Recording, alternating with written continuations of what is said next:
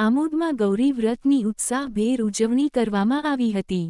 ગૌરી વ્રત એ હિન્દુ ધર્મમાં મહત્વપૂર્ણ વ્રત છે, જે વ્રત ભગવાન શિવના પત્ની માતા ગૌરી, પાર્વતી, ને સમર્પિત છે। ગૌરી વ્રત એ અષાઢી મહિનાના શુક્લ પક્ષની એકાદશીથી શરૂ થાય છે, જે 5 દિવસ સુધી ચાલે છે, જેમાં યુવતીઓ સારો પતિ મળે અને લગ્ન જીવન સુખમય બને તે આશય સાથે શ્રદ્ધા અને ભક્તિપૂર્વક 5 દિવસ સુધી ઉજવે છે। યુવતીઓ આ વ્રત શ્રદ્ધા અને ભક્તિપૂર્વક કરે છે।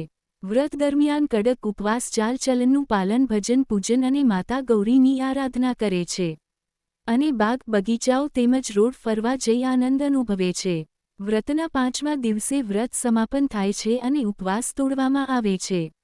આ વ્રત સાદગી, સોચ અને ભક્તિનું પ્રતીક છે અને યુવતીઓ આત્મયમ અને ધાર્મિકતા તરફ પ્રેરિત કરે છે।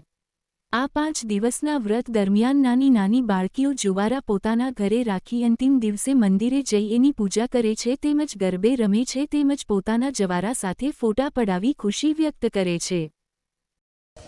અષાઢ મહિનામાં ગૌરી વ્રત આવે છે, જે 5 દિવસનો તહેવાર છે। નાની છોકરીઓ ગૌરી વ્રત કરે છે અને મોટી છોકરીઓ જયા પાર્વતીનું વ્રત કરે છે। અમે નાની છોકરીઓને લઈને આવીએ છીએ। 2-3 દિવસ અમે સ્વામિનારાયણ ગુરુકુળમાં ગયા હતા, ત્યાં પણ અમને ખૂબ મજા આવી અને આજરોજ અમે નહેર મુકામે ગુરુકુળમાં આવ્યા છીએ। નાની છોકરીઓ ખૂબ એન્જોય કર્યું, અમે પણ ખૂબ એન્જોય કર્યું, મજા આવી। મસ્ત તહેવાર છે, બધાને મનગમતો પ્રિય તહેવાર છે। આ તહેવારમાં છોકરીઓને ઉપવાસ કરવાના કેટલા દિવસ હોય છે? 5 દિવસ હોય છે ઉપવાસ કરવામાં, અને તેમાં પણ મીઠા વગરનું ભોજન એ લોકોએ લેવાનું હોય છે અને પણ એ દિવસમાં એક જ વાર।